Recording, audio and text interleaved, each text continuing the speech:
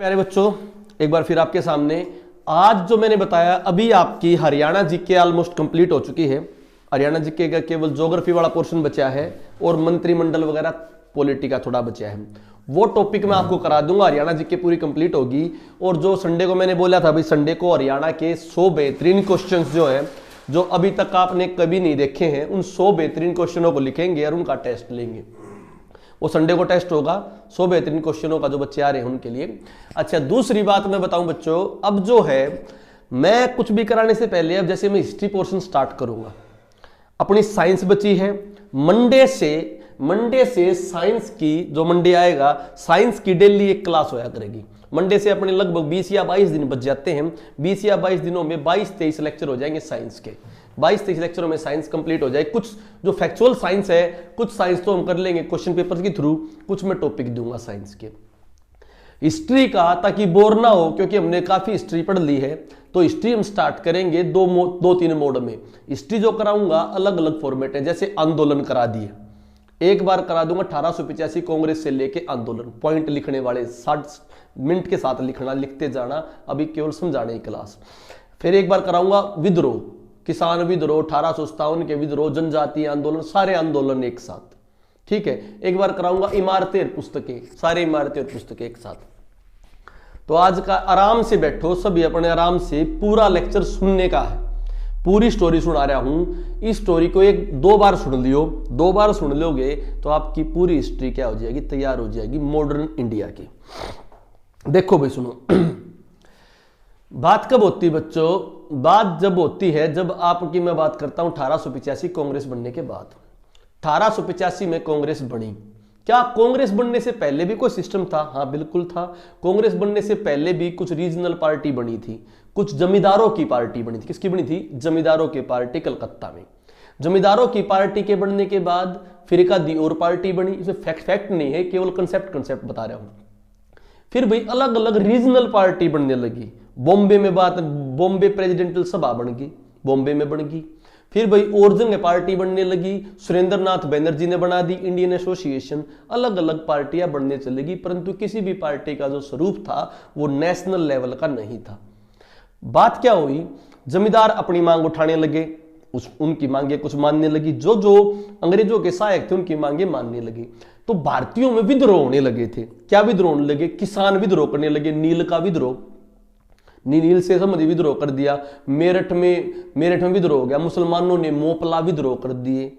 भाई जनजातीय आंदोलनों में बिरसा मुंडा विद्रोह हो गया। और जनजातीय सारसिया जनजातीय, अन्य जनजातियों ने विद्रोह कर दिए। तो इन विद्रोह को दबाने के लिए सरकार ने एक योजना बनाई, क्यों न हम एक इंडिया की संस्था बनवा दें, और हम जो भी हमें कानून बनाना होगा उस संस्था के थ्रू पब्लिक पे थोप देंगे। तो जनरल एओ ह्यूम जो था, एओ ह्यूम, उसके दिमाग में खुरापाती सोच आई और उसने भाई क्या कर दिया, कांग्रेस के निर्माण की सोची। कांग्रेस के निर्माण की सोचने के बाद एक बड़ी इकाई बना दी। उस समय के जो बुद्धिजीवी वर्ग थे वो सारे उसमें क्या करा लिए, शामिल करा लिए।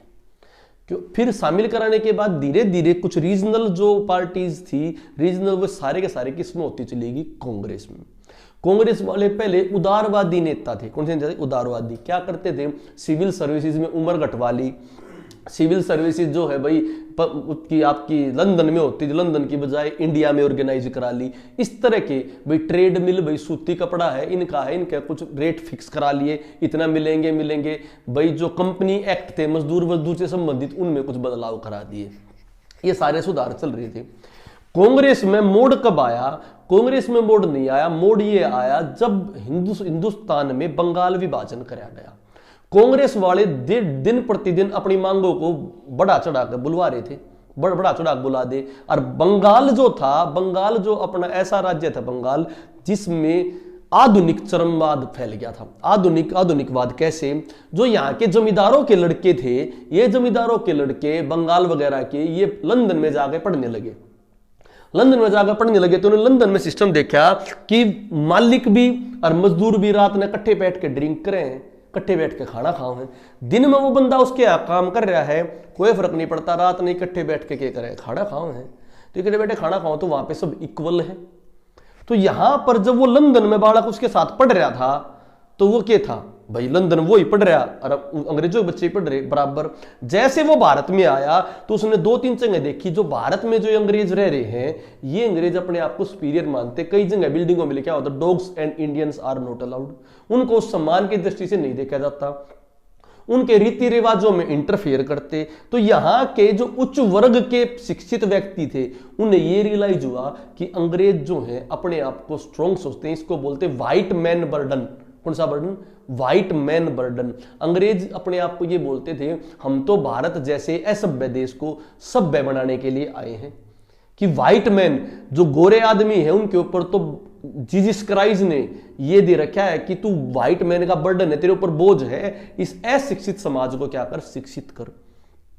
परंतु जब अपने यहाँ के पढ़े लिखे गए उनको पता लगा कि भाई ये तो कहां से सभ्य है, हमारे यहाँ तो हड़प्पा संस्कृति थी, हम तो पुराने टाइम से सभ्य हैं। जब इनके यहाँ पे मकान नहीं थे उस समय हमारे पक्के मकान थे, जो ऑक्सफोर्ड की सड़कें हैं वो तो जिस पर 90 डिग्री पे काटती, हमारे तो बहुत पहले थी। हमारे यहाँ पे अनानागार था, स्टोरेज हाउस थे, मॉल थे, बाथ सिस्टम थे, ग्रेट स्नानागार था, तो हम तो बहुत पहले सभ्य थे। बाद में आके हमारा थोड़ा क्या हो गया, मॉडर्निज्म की तरफ ध्यान नहीं गया। तो उन पढ़े लिखों को रियलाइज हुआ subjective awareness of objective reality, उन्हें वास्तविकता का पता लग गया कि हम चाहे कितने भी अमीर हो जाएं परंतु हमें प्रतिष्ठा मान सम्मान जब तक नहीं मिलेगी जब हमारा स्वयं का देश नहीं होगा। इस देश में से दादा भाई नौरोजी जैसे आगे उन्होंने बता दिया किस प्रकार देश का पैसा जा रहा है, और देश का पैसा जाने के बाद सारा पैसा क्या नहीं आ रहा भाई, वापिस नहीं आ रहा, वे अपना बना हुआ सामान महंगे रेट पर हमें क्या कर रहे हैं, बेच रहे हैं। केवल उन चीजों के लाइसेंस इशू कराते हैं जिनसे रॉ मटेरियल बने, खाली भारत में केवल रॉ मटेरियल बनवाते हैं, ठीक है, इस्पात का बनवा दिया और चीजों को बना दिया, कभी भी किसकी फैक्ट्री न लगाई, गाड़ी बनाने की फैक्ट्री नहीं लगाई, सूती कपड़े की लगा दी, कभी भी जींस बनाने की फैक्ट्री नहीं लगाई। तो उन्हें पता लग गया पढ़े लिखे को कि यहां पर तो रॉ मटेरियल तैयार करवाते हैं, बनता हुआ माल वहां से आता है, और उस माल को खरीदने के पैसे नहीं तो लोन के फॉर्मेट में आदमियों को क्या दे देते हैं, पैसे दे देते हैं। तो इस प्रकार बंगाल के जब बुद्धिजीवी वर्ग को पता लगा, बहुत इंपॉर्टेंट क्लास है, जो इसको पूरी को ले लेगा ना उसकी कभी भी हिस्ट्री का क्वेश्चन कंसेप्ट वाइज गलत नहीं होगा। बस उसमें क्या करते जाने, फैक्ट फिल करेंगे, फिर अगली जो क्लास आऊंगी हिस्ट्री की फैक्ट बताते जाएंगे। उस बुद्धिजीवी वर्ग को पता लगा कि अंग्रेज हमारा पागल बना रहे, तो फिर क्या हुआ, उस बुद्धिजीवी वर्ग को तोड़ने का सीधा सिंपल सा फंडा है, चाहे तो रीजनलिज्म सन ऑफ सॉइल, चाहे हिंदू मुस्लिम, उन्होंने सांप्रदायिकता का कार्ड खेल दिया, किसने, अंग्रेजों ने, और 1905 में बंगाल का विभाजन कर दिया।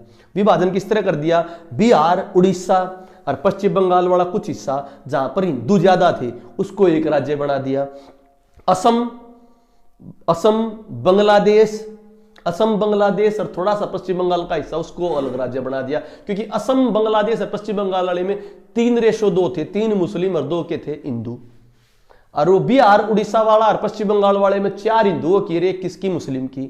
जब अलग जाएंगे तो ये कहने का मतलब वो मुस्लिम राष्ट्र ये, तो यहां पर 4 हिंदू और 1 मुस्लिम है, तो उस मुस्लिम के साथ मार पिटाई हो जाएगी, वहां चला जाएगा। इन्होंने धर्म के आधार पर 2 पोर्शन कर दिए बंगाल के। वहां के बुद्धिजीवियों को पता लग गया तो गलत हो रहा, उन्होंने सबने इसका प्रोटेस्ट किया। जब इन्हें प्रोटेस्ट किया बुद्धिजीवियों ने, तब जो है प्रोटेस्ट, कांग्रेस तो प्यार से कह रहे थे सर ये कर दो सर, गलत है गलत है। फिर वहां पर 3 बड़े नेता उभर के आए, लाल बाल पाल। लाल से लाला लाजपत राय, ये आपके पंजाब से थे और हरियाणा इनकी कर्म भूमि रही थी। बाल से बाल गंगाधर तिलक, ये महाराष्ट्र से थे, और पाल से विपिन चंद्र पाल। इन तीनों को क्या कहा गया, इन तीनों को कहा गया गर्म दल के नेता। इन्होंने अपनी विचारधारा में क्या बोला, हम तो स्वदेशी अपनाएंगे। क्या अपनाएंगे, स्वदेशी। तो बंगाल विभाजन के तर्ज पर स्वदेशी आंदोलन चलाया गया, लोगों ने स्वदेशी आंदोलन में खूब भाग लिया, महिलाओं ने भी भाग लिया। भाई स्वदेशी अपनी चरखा वगैरह बनाया गया, जिन्सों को इनकी विदेशी वस्त्रों की होली जलाई गई, विदेशी कॉलेजों में स्टूडेंट ने एडमिशन लेना बंद कर दिया, विदेशी नौकरियां छोड़ दी। पहली बार एक संगठित भारत देखने को मिला। पहली बार ये नहीं मिला कि बंगाल में हो रहा है, बंगाल में आग लगी, पंजाब तक महाराष्ट्र तक आंदोलन हो रहे, सारा भारत एक होने के कगार पर आ गया। तो फिर क्या हुआ, कांग्रेस के ऊपर प्रेशर डालना स्टार्ट कर दिया किन्होंने, अंग्रेजों ने। तो तब 1907 में कांग्रेस का अधिवेशन में, सूरत के अधिवेशन में क्या हो गया सूरत के अधिवेशन में गर्म दल और नरम दल 2 फाड़ों में बट के, गर्म दल और नरम दल का क्या कर दिया, विभाजन कर दिया, गर्म दल वालों को निकाल दिया। भाई निकालने के बाद कांग्रेस का मुद्दा सोल हो गया। और बीच में इन्होंने क्या कराया, बीच में क्योंकि 1905 में बंगाल विभाजन हो गया तो मुसलमानों की बात उठाने के लिए कोई बंदा चाहिए, तो उन्हें ढाका के नवाब के थ्रू उन्होंने क्या कर दिया, 1906 में मुस्लिम लीग बनवा दी।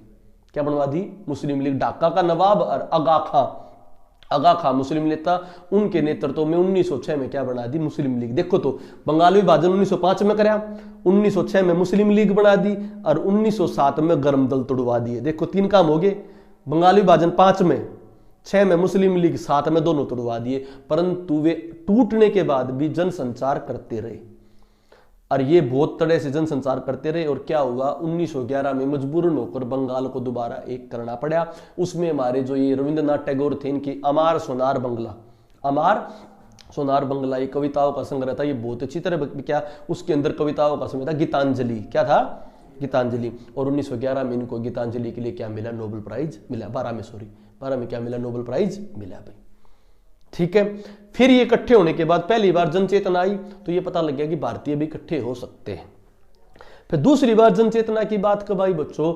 अच्छा, इन बिटवीन में जब 7-8 में ये काम हो रहे थे, इनसे पहले ना कुछ क्रांतिकारी और हो रहे थे भाई 4 में, 5 में, 7 में, 8 में कुछ क्रांति। पहले जो खुदीराम बोस ने भाई एक वहां पर वो था कलेक्टर वगैरह, उसकी क्या कर दी? हत्या करने का प्रयास कराया था भाई, उसको फांसी दे दी गई थी। सबसे पहले क्रांति भड़काने वाले थे चित्पावन चापेकर बंधु, चित्पावन ब्राह्मण थे महाराष्ट्र के, वहां से क्रांति की लौ जगी थी। उन्होंने क्रांति की लौ जगाई थी चित्पावन ब्राह्मण ने। ठीक है, तो बच्चों मैंने बताया चित्पावन ब्राह्मण ने सबसे पहले आग लगाई, सबसे पहले वहां से स्टार्ट हो गए बच्चों। फिर देखो महाराष्ट्र में तो दामोदर सावरकर थे भाई, इन्होंने किया। और पश्चिम बंगाल में जतिन बागा जतेंद्रनाथ बैनर्जी थे, उन्होंने किया। एक ने अनुशीलन समिति बनाई, एक ने अभिनव भारत समाज बनाया। अनुशीलन समिति जतिन बागा वगैरह ने बनाई और यहाँ पर अभिनव भारत समाज बनाया दामोदर सावरकर ने। और इनसे क्या हो गया, क्रांतिकारी धाराएं भी साथ के साथ उठ रही थी जब स्वदेशी आंदोलन चल रहा था। ठीक है, उसके बाद मैं बात करूं, जब प्रथम विश्व युद्ध आया, प्रथम विश्व युद्ध के दौरान 1914 में बच्चों, 1914 में प्रथम विश्व युद्ध, 1915 में गांधी जी भारत में आए। तो गांधी जी ने वहां पर जो साउथ अफ्रीका था, उन्होंने बहुत अच्छे काम कर रखे थे। साउथ अफ्रीका में इंडिया के अधिकारों के लिए लड़े थे और अंग्रेजों से अच्छी तरह बात रखते थे सत्य हिंसा के दम पर। तो गांधी जी को भारत में आने से पहले काफी लोकप्रियता मिल गई थी। 1914 में युद्ध हुआ। 1914 में जब युद्ध हुआ बच्चों, उस युद्ध में 1914 वाले में अपने यहाँ से, वो जर्मनी के खिलाफ था युद्ध, तो अपने यहाँ से सैनिक भर्ती नहीं हो रहे थे। तो गांधी और बाल गंगाधर तिलक ने क्या भर्ती कराए? सैनिक भर्ती कराए। उन्हें क्या कहने लगे? सर्जेंट कहने लगे। फिर ये बोले गांधी वगैरह, भाई हम तो करा तो रहे हैं, हमें फायदा क्या होगा? हमें क्या फायदा होगा भाई? तुम बोले तुम एक बार करा दो, इसके बाद हम सुधार ले आएंगे। क्या ले आएंगे? सुधार ले आएंगे। तो सुधारों की तर्ज पर गांधी बाल गंगाधर तिलक सब राजी हो गए थे कराने के लिए। फिर बीच में बाल गंगाधर तिलक ने यह भी कह दिया, भाई सुधार तुम पहले भी लेकर आए थे, 1909 में भी कुछ सुधार लेकर आए थे। 1909 में जो सुधार लेकर आए थे उनका तुमने नाम दिया था मार्ले मिंटो रिफॉर्म। क्या दिया था? Morley Minto reform. मतलब चुनाव के नाम पे तुमने क्या कराया था? जब बंगाल विभाजन हो रहा था, अलग से प्रत्यक्ष चुनाव और करा दिए भाई। एक प्रत्यक्ष चुनाव किसका करा दिया भाई? मुसलमान अलग चुनाव लड़ेंगे और हिंदुस्तानी जो भारतीय हिंदू अलग लड़ेंगे। तो इस प्रकार ये सुधार मत लेकर आई हो। तुमने जमींदारों के लिए अलग चुनाव बना दिए थे, तो सुधार नहीं, सुधार के नाम पर धोखा कराया था। उन्होंने बोले अब की बार परफेक्ट सुधार लेके आएंगे, कोई दिक्कत नहीं है। फिर मुसलमान बोले हम तो नहीं लड़ाई करेंगे, हम क्यों लड़ाई करें? बोले क्यों? बोले तुम जो तुर्की के खिलाफ लड़ रहे हो और तुर्की में हमारे खलीफा बैठे हैं। कौन बैठे? हमारे खलीफा बैठा, हम क्यों लड़ाएंगे अपने तुर्की वाले के खिलाफ? बोले भाई हम है ना, युद्ध खत्म होने के बाद तुर्की वालों को कुछ नहीं कहेंगे। युद्ध हो गया भाई। युद्ध के दौरान बाल गंगाधर तिलक और एनी बेसेंट ने होम रूल लीग बना दी। क्या बना दी? कि इनका भरोसा को ना एक लीग बनाते हैं आपा, या आयरलैंड की टाइप की लीग थी, क्योंकि एनी बेसेंट आयरलैंड से थी, कि होम रूल लीग स्वशासन, भारतीय स्वशासन, घरेलू स्वशासन, कि भाई हम है ना एक पूरी कमेटी बना देंगे, पूरी मेंबर बना देंगे, वे डिसाइड करेंगे किस प्रकार भारत में राज चलेगा या नहीं चलेगा। तो भाई एनी बेसेंट की होम रूल लीग थी, बाल गंगाधर तिलक की। एनी बेसेंट की पूरे भारत में थी, बाल गंगाधर तिलक की कुछ क्षेत्रों में थी, जैसे हरियाणा वगैरह में, पंजाब वगैरह में। ठीक है, फिर उसके बाद क्या बात हुई भाई? उसके बाद ये बात हुई, युद्ध हो गया। युद्ध होने के बाद भाई युद्ध जीत गए अंग्रेज युद्ध जीत के मस्त हो गए। 1917 में जो सुधार लेकर आने थे, ड्राफ्ट बना 1917 में। ड्राफ्ट कब बना? 1917 में। Montagu Chelmsford reform, Montagu Chelmsford सुधार 1917 में सुधार नाम आए, परंतु लागू कब हुए? 1919 में। वे सुधार लेकर आए। सुधारा में क्या देखा भाई, कुछ नहीं पाया सुधारा में। मोंटेगू चेंज 44 में कुछ सुधार नहीं पाए। मुस्लिमा के सेपरेट इलेक्ट्रोड के साथ सिक्खा का सेपरेट इलेक्ट्रोड और ले आए कि सिखों के लिए भी अलग से क्या होगा, अलग से चुनाव होगा। और भाई केंद्रीय प्रणाली में थोड़े बढ़ा दिए, द्विशासन ले आए। द्विशासन का मतलब क्या है, राज्यों में 2 प्रकार की सरकार होंगी, एक राज्यपाल डायरेक्ट करेगा, एक राज्यपाल मंत्रियों की सलाह पे लेगा। मंत्रियों की सलाह पे जो लेगा, जो राज्य से बनेंगे, उनके पास कोई खास अधिकार नहीं थे। तो ये भी सुधारों के नाम पर कुछ नहीं था। कुछ जो कांग्रेसी थे उन्होंने सुधार अच्छे माने, जैसे सुरेंद्रनाथ बनर्जी वगैरह ने, वे सुधारों के साथ चले गए। कुछ कांग्रेसियों ने सुधारों को अच्छा नहीं माना। फिर उन सुधारों को अच्छा नहीं माना तो साथ में अपनी जो बात कही थी मुसलमानों के लिए कि हम सीवर्स की संधि, हम जो तुर्की को कुछ नहीं करेंगे, 1920 में सीवर्स की संधि करी। कौन सी ट्रीटी? सीवर्स की संधि। और तुर्की का विभाजन कर दिया, खलीफात खत्म कर दी। तो वहां से मुसलमान बिल्कुल खिलाफ हो गए। और सुधार कुछ नहीं लेकर आए तो पढ़े लिखे बोले यार ये क्या कर रहे हो, क्या नहीं कर रहे हो। पढ़े लिखे इकट्ठे होने लगे तो मस्त नशे में चूर थे, उन्होंने रोल टैक्ट लगा दिया। क्या लगा दिया? Rowlatt act. कोई भी 4 बंदे इकट्ठे होंगे तो उड़े गोली मार दें भाई।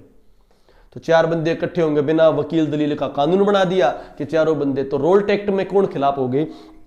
रोल टैक्ट में तो खिलाफ हो गए बच्चों, मार्कर कड़े भाई, रोल टैक्ट में तो खिलाफ हो गए आपके, दे दो भाई, बस बस। रोल टैक्ट में तो खिलाफ हो गए पढ़े लिखे। रोल टैक्ट 1919 के, इसमें जाना जरूरी थोड़ा।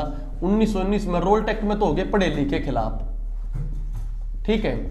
अब 1919 में ही खिलाफत आंदोलन चालू हो गया। खिलाफत आंदोलन में कौन हो गए? मुसलमान हो गए, मुसलमान। अब क्या होया, इस रोल टैक्ट के विरोध में एक सभा हुई थी। सभा कहां थी? अमृतसर में। अमृतसर में सभा हुई, जलियांवाला बाग में। वहां पर जनरल डायर ने क्या कर दिया भाई? उड़वा दिए। रियलिटी क्या थी? जनरल डायर के परिवार को मार चुके थे पहले सिख संप्रदाय। सिख संप्रदाय के व्यक्तियों ने जनरल डायर का परिवार मार दिया था, तो उसको तो वाखुंदक थी। वो अपनी किताबों में नहीं पढ़ाया जाता। क्यों नहीं पढ़ाया जाता? क्योंकि हमने तो भाई जनरल डायर बहुत बड़ा दुश्मन देखना है। तो उसके साथ ये पहले घटना कर रखी थी, इसलिए जनरल डायर ने उस खुंदक में आके मार दिया। उसने बड़ा ही नरसंहार हत्या की। उसकी वजह से फिर अपने यहाँ के जो लीडर थे, गांधी वगैरह, इन्होंने केसरे त्याग दिया, सर त्याग दिया अपने। मैंने बताए थे अपने जो खुद के थे लाला मुरलीधर, उन्होंने भी सर की उपाधि त्याग दी। जो रविंद्रनाथ टैगोर को बताया था ना, गीतांजलि में पुरस्कार मिला था, गीतांजलि के नोबेल पुरस्कार, उसने वो त्याग दिया, नाइटिंगेल की उपाधि त्याग दी। फिर ये सारे इकट्ठे हो गए, 3 जगह से खींचने लग रहे देश को। अब देख, अमृतसर वाले भी, सिख भी, हिंदू भी गलत कराया भाई, गलत कराया। पढ़े लिखे भी भाई गलत हो रहा है, और मुसलमान भी। परंतु एक आंदोलन नहीं था ना, तो किसी बंदे के दिमाग को बजाई इन सारों को एक फोर्स लगना चाहिए। तो एक फोर्स के लिए कहा भाई कौन सा लीडर आओ भाई, वो लीडर लेकर आओ जिन्हें अफ्रीका में भी कुछ कराया था। तो गांधी जी फंक्शन में आए। गांधी जी ने इन सारे बंदों को बोला कि एक जगह फोर्स लगने का तरीका ये है कि ऐसे योग आंदोलन कराया जा। क्या कराया जा भाई? ठीक है। तो कलकत्ता और नागपुर के अधिवेशन में एक में नॉर्मल बात करिए, ऐसे योग आंदोलन कराया जाएगा। नागपुर अधिवेशन में कंफर्म कर दिया कि भाई क्या होगा, ऐसे योग आंदोलन होगा। तो योग क्या हो जी? ऐसे योग, ऐसे योग। अंग्रेजों को सहयोग मत करो। कैसे सहयोग मत करो? अंग्रेज कॉलेज खोल रहे हैं तो उन्होंने बच्चा मत पढ़ाओ। अंग्रेज स्कूल खोल रहे हैं तो उन्होंने बच्चा मत पढ़ाओ। अंग्रेज जो वस्तुएं लेकर आए उन्हें मत करो। उन्होंने बताई कि अंग्रेज नहीं, एक कंपनी है, एक किस्म से ये व्यापार करने के थ्रू आ रहे हैं, व्यापार से पैसा कमाओ। इनके व्यापार में सहयोग मत करो, इनके पास कोई भी पैसा मत जाने दो, ये अपने आप नीचे झुक जाएंगे। गांधी जी का आह्वान सबने सुना। भगत सिंह जैसा बंदा भी था छोटा, उसने भी सुना। सब कोई गांधी जी के कहने पर चल पड़े। जबरदस्त आंदोलन पीक पा गया। आंदोलन में सब जगह ये हो गया था, लोगों ने भाई अब तो अंग्रेज घुटने टेक देंगे। जो अगर किसान कहे हैं भाई अंबानी अडानी इनके सामान मत लो, तो अंबानी अडानी अपने आप भी ने 2 महीने मुंह ना आ जाएंगे डाउन। वे खुद कह देंगे भाई कुछ ना कुछ बिल में परिवर्तन कर लो। पर अंबानी अडानी थोड़े बड़े हैं तो 1-2 महीने में ना भी डाउन ना हुए।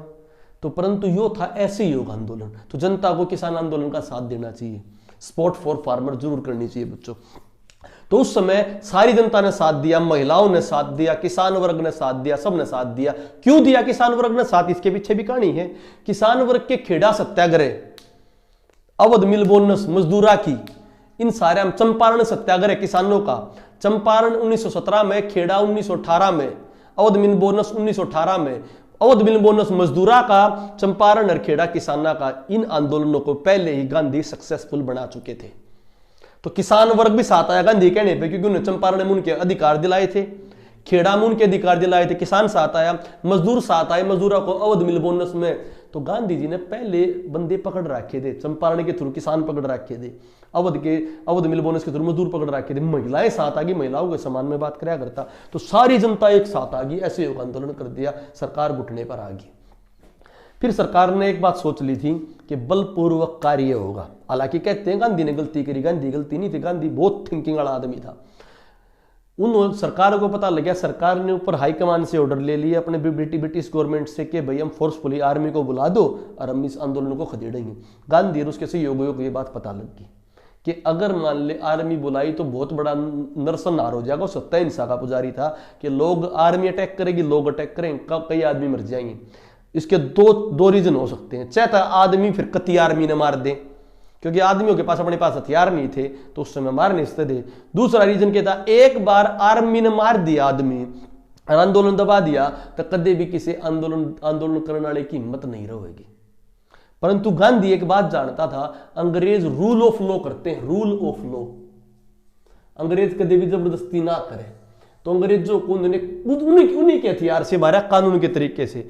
उन्होंने क्या करा, सत्य अहिंसा का काम करा कि जब मैं खुद कानून तोड़ूंगा तो मैंने बेशक जेल डाल दियो।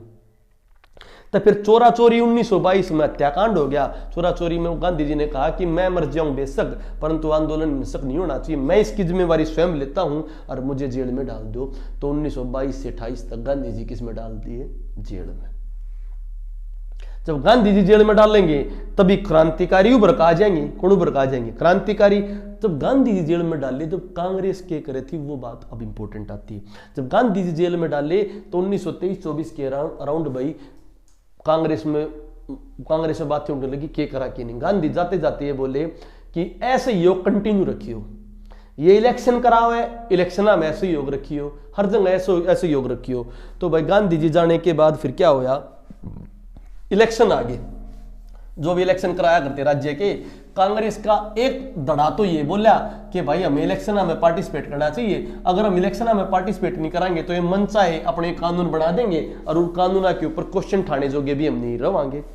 बात ठीक थी भाई, मन चाहे कानून बना देंगे और क्वेश्चन ठाने जोगे नहीं रहेंगे। एक धड़ा ये बोला ना भाई गांधी जी कह रहे, गांधी जी कह कर जा रहे कुछ नहीं करना। तो राजेंद्र प्रसाद वगैरह ये बोले भाई हम तो कुछ नहीं करा, हम तो गांधी जी जो कह गया।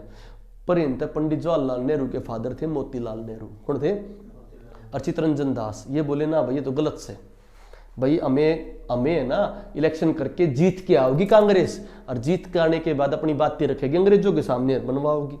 भाई दो डलों में पार्टी बन गई। तो इन्होंने अपनी नई पार्टी बना ली भाई, चित्तरंजन दास और मोतीलाल नेहरू ने स्वराज पार्टी बना ली। कौन सी पार्टी, ठीक है। तो स्वराज पार्टी बना ली भाई। स्वराज पार्टी का मुद्दा रखा गया भाई चुनाव हुए, चुनाव में स्वराज पार्टी ने जीत दर्ज की क्योंकि कांग्रेस ने चुनाव लड़ा नहीं था। फिर जब वो जीत दर्ज करके जीत गई, और एक आधी बात मनवाने लगी, फिर गांधी ने जेल में बैठे बैठे सलाह दे दी। बहुत इंपोर्टेंट दिमाग वाला गांधी था कि यार ये तो वह बात होगी सूरत विभाजन वाली। अच्छा, सूरत मैंने 1907 में बताया था ना, 1916 में मिला लिए थे गरमदल नरमदल। तो वो कब मिले थे, 1916 में मिले थे लखनऊ में, और बेगड़े कब थे, गरमदल नरमदल 1907 में, ठीक है। फिर गांधी ने वहां बैठे बैठे दिमाग लगा लिया कि यह जो पार्टी है भाई स्वराज पार्टी जीत के आगे रही, अच्छी बात भी कर रही है, तो के ना करया जा। उनने के करया, मौलाना आजाद और बुलाए, और वो बुलाए के नाम है भाई उसके राजेंद्र प्रसाद। उन्हें बोला तुम ऐसा है इस पार्टी ने कांग्रेस के अंदर मिला लो, और बोल दो या कांग्रेस की ना इलेक्शन विंग है। कौन सी भाई, कांग्रेस अलग अलग काम करेगी, एक कांग्रेस धर्म सुधारेगी, एक कांग्रेस छुआछूत के खिलाफ काम करेगी, इलेक्शन वाली। तो स्वराज पार्टी को किसमें मिलवा दिया, कांग्रेस में। और वो बोला कोई जरूरत ना, थोड़ी दिन में आपस में इनकी लड़ाई हो लेगी। दो महत्वाकांक्षी आदमी है, चित्तरंजन दास, मोतीलाल नेहरू वगैरह। भाई थोड़े बहुत दिन के बाद चित्तरंजन दास की मृत्यु होगी। चित्तरंजन दास की मृत्यु होगी तो मोतीलाल, एक दो धड़े बन गए, एक मोतीलाल नेहरू के, एक उसके अंदर थे मदन मोहन मालवीय टाइपा के। मोतीलाल था गजब टाइप का बंदा भाई, टॉप क्लास का वकील, बीफ खाना, गाय का मांस भी खाया करता, टॉप क्लास की वाइन पिया करता। वो था रिस्पॉन्सिविस्ट, अपने हिसाब से काम करने वाले, रिस्पॉन्सिविस्ट। दूसरा जो था वो था नॉन रिस्पॉन्सिविस्ट।